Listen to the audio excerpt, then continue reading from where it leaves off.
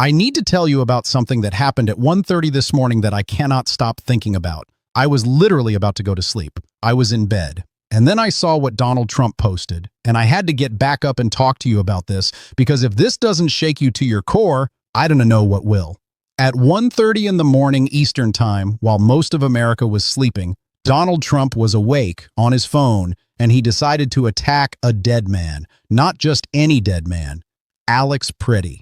A man who was murdered by ICE agents just days ago. A man who dedicated his life as an ICU nurse at the VA taking care of veterans. A hero. And Donald Trump at 1:30 in the morning called him an agitator and perhaps an insurrectionist. Let me read you exactly what Trump posted, word for word, because you need to hear how depraved this is. He wrote, quote, "Agitator and perhaps insurrectionist, Alex Pretti's stock has gone way down with the just-released video of him screaming and spitting in the face of a very calm and under-control ICE officer and then crazily kicking in a new and very expensive government vehicle. So hard and violent, in fact, that the taillight broke off in pieces. It was quite a display of abuse and anger for all to see, crazed and out of control. The ICE officer was calm and cool. Not an easy thing to do under the circumstances. Make America great again." I want you to sit with that for a second. The President of the United States, at 1:30 in the morning, is attacking a murdered man, a man whose family is grieving, a man who cannot defend himself because he was shot 10 times in the back by federal agents. And here's what really gets me. This isn't the first time Trump's regime has defamed Alex Pretti. Right after his murder, Stephen Miller and Kristi Noem came out saying Alex was involved in a premeditated massacre. They called him a domestic terrorist. All of this has been proven to be absolutely false. His friends, his family, everyone who knew him says these claims are complete lies. But the defamation continues. Now, I've been reading through thousands of comments from people reacting to this, and I want to share what I am seeing because it's important. About 60% of the comments I read expressed absolute horror and disgust at Trump's behavior. People are using words like psychotic, depraved, beyond the 25th Amendment. One person wrote something that really stuck with me. They said, "How sick is this?" As his friends and family are grieving for him, Donald Trump at 1:30 a.m. Friday morning calls him an agitator and perhaps an insurrectionist and says his stock has gone way down. Another 20% of comments were focused on demanding accountability, people calling for the 25th Amendment, for impeachment, asking why Congress isn't acting. And here's what struck me about these comments. These aren't just angry partisan attacks. These are Americans genuinely terrified about what's happening to our country. One commenter from Ireland wrote, "Watching from Ireland, we support the resistance. Stay strong, America." Think about that. The world is watching us descend into this, and they re-offering us sympathy. But here's where it gets even more disturbing, and this is what I want you to understand. Trump didn't just post this attack on Alex Pretti and call it a night. No. In the same evening, he posted videos of himself doing what he calls a MAGA symphony. He posted an unhinged video claiming he was ordained by God, and then, and I'm not making this up, he posted a message that literally says, "Let the man fuck cook and shut the fuck up." Those are the actual words the President of the United States posted publicly. Now, some of you might be thinking, well, what about this video Trump is talking about? The one showing Alex Pretti kicking the vehicle? And I'm glad you're rethinking critically, because here's what we need to talk about. Multiple people who work with cars have pointed out that damaging a taillight the way Trump describes is actually impossible just from kicking. The physics Don T work. And here's the thing that several commenters caught that I think is crucial. Even if that video is real, even if Alex Pretti did kick a government vehicle, that incident happened 11 days before his death.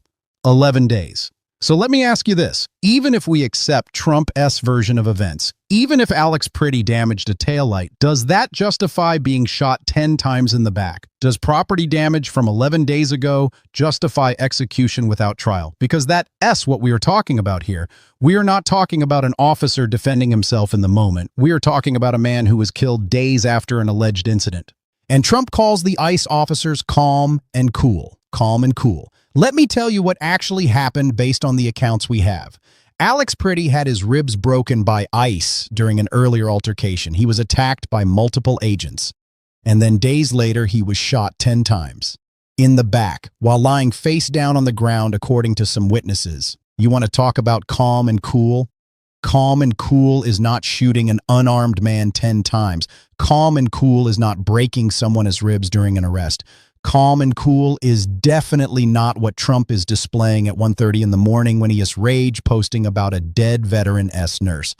Now, here's what I think is really happening, and I could be wrong about this, but based on everything I am seeing, I believe Trump knows his IC agents murdered an innocent man, and he's desperately trying to shift the blame. He's trying to paint Alex Pretti as some kind of violent criminal to justify what happened. Because if Alex is just a regular guy, a nurse, a veteran advocate who was murdered in cold blood, then this becomes a national scandal. It becomes evidence of exactly what so many people feared, that Trump's deportation force would start killing American citizens.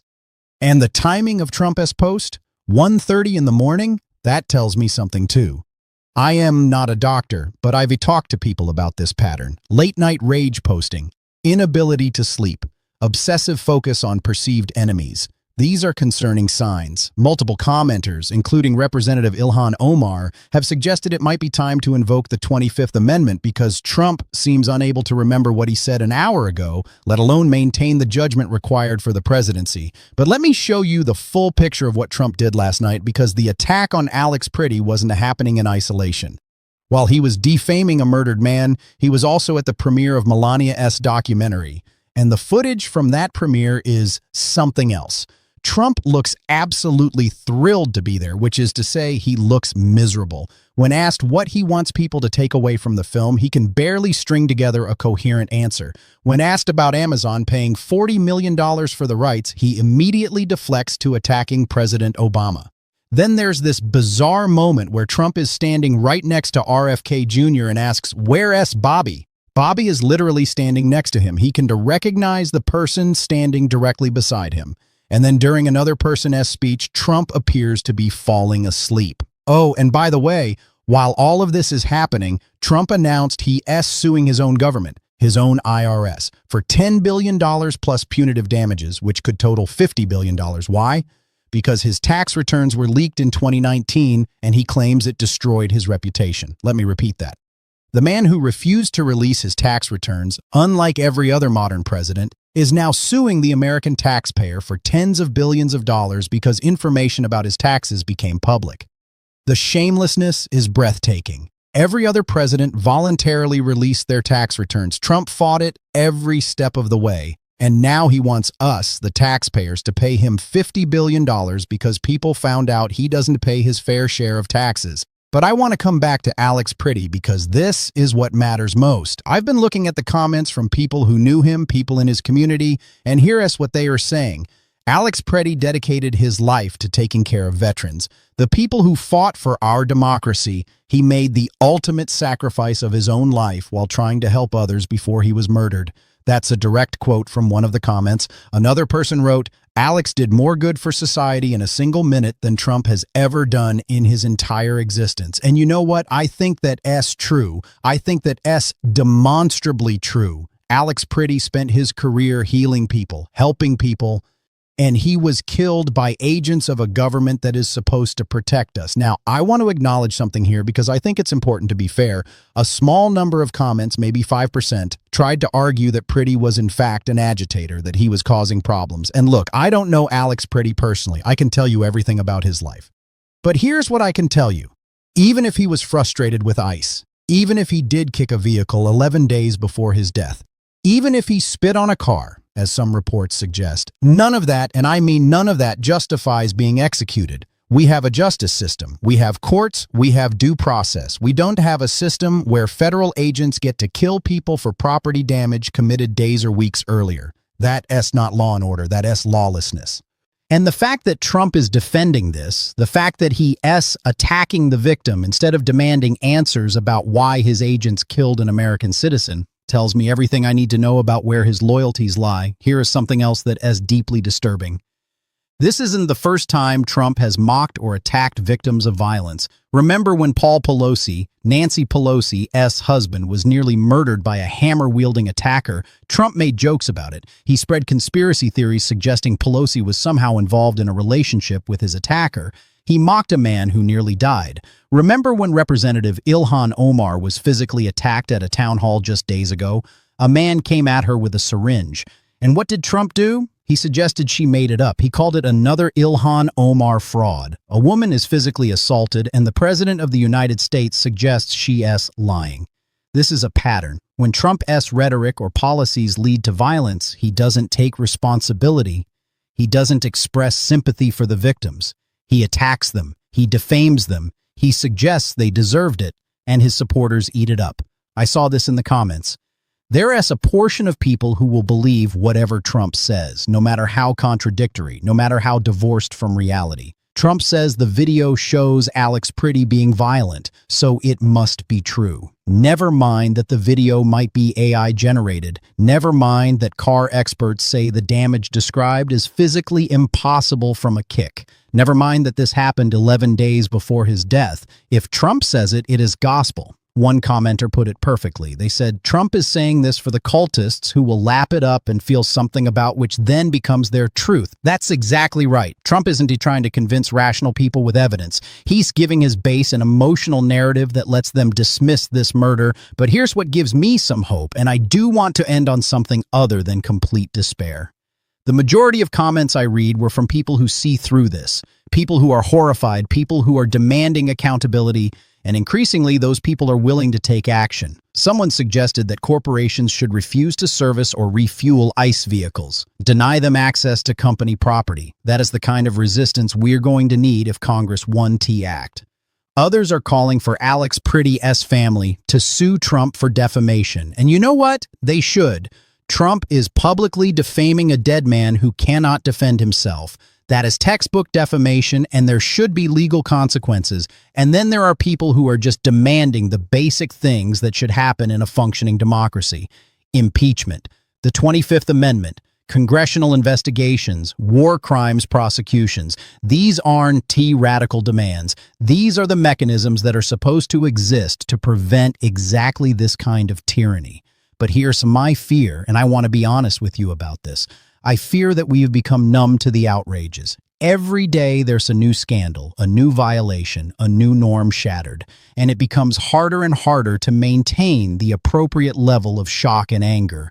We risk treating this as just another day in Trump's America instead of what it actually is, which is the President of the United States defaming a murdered American citizen to cover up what increasingly looks like an extrajudicial killing.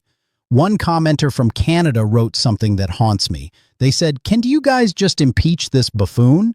As a Canadian, I am actually very sad for what your country has become. That is how the world sees us right now, not as a beacon of democracy, as a cautionary tale. And another international commenter wrote, "The world is under the thumb of an insane Trump, sitting up all night going crazy in his own demented brain. This is going to lead to some sort of catastrophe." I think about that a lot. What catastrophe are we building toward? What happens when a president who rage posts at 1:30 in the morning has his finger on the nuclear button? What happens when someone who can remember where RFK Jr. is standing is making life and death decisions about war and peace? I don't have easy answers. I wish I did. What I do have is a deep conviction that what happened to Alex Pretti matters. His life mattered. His murder matters. And Trump's response to that murder tells us everything we need to know about the moral bankruptcy of this administration. So here's what I am asking you to do. First, don't let this story die. Keep talking about Alex Pretti. Say his name, share his story. Make sure that Trump cannot simply defame him into obscurity. Second, contact your representatives. I don't care if they were Democrats or Republicans. Call them, email them, show up at their offices, demand investigations, demand accountability, demand that they do their jobs. Third, support Alex Pretti's family however you can. They re-dealing with the unimaginable grief of losing a loved one, and now they have to watch the President of the United States attack him. If there is a legal fund for a defamation suit, contribute if you can. Fourth, document everything. Screenshot Trump's posts, save the videos, preserve the evidence. Because when we finally get to the other side of this, when we finally restore some semblance of justice, we are going to need that evidence. And fifth, take care of yourself and each other. This is exhausting. It is demoralizing. It is frightening. Find your community. Find the people who see what you see. Support each other, because we are going to need that strength for whatever comes next. I started this by saying I was about to go to sleep when I saw Trump's post and I had to get up and talk to you. And I want to end by saying why. It's because I genuinely believe we are at a crossroads. We can accept that this is normal now, that the president attacks dead veterans nurses at 1:30 in the morning, that federal agents kill American citizens and face no consequences, that the rule of law is dead, or we can say no. We can say this is not who we are. This is not what we will accept. We can demand better. We can fight for better. Alex Pretti can speak for himself anymore. Trump's ICE agents made sure of that when they shot him 10 times in the back. So we have to speak for him. We have to make sure his death meant something. We have to make sure that the next Alex Pretti doesn't get murdered by his own government. I believe we can do this. I believe there are more of us who see the truth than there are people willing to accept these lies. I believe that eventually, the weight of these crimes will become too heavy even for Trump's enablers to carry. But that only happens if we done to give up, if we done to become numb, if we treat each new outrage with the shock and horror it deserves. So tomorrow morning when you wake up, remember Alex Pretti. Remember that at 1:30 in the morning, the President of the United States was attacking him instead of demanding justice for him. And let that fuel you to do something, anything. Because doing nothing is no longer an option. Rest in peace, Alex Pretti. You deserved so much better than this. We all do. And to everyone watching, thank you for being here. Thank you for caring. Thank you for not looking away. Hit that subscribe button if you want to stay informed. Leave a comment and let me know what you are thinking, what you are feeling, what you are going to do. And please, please share this video. People need to know what's happening. The truth matters now more than ever, and we cannot let them bury it. Good night or good morning. Whatever time it is where you are, stay strong, stay vigilant.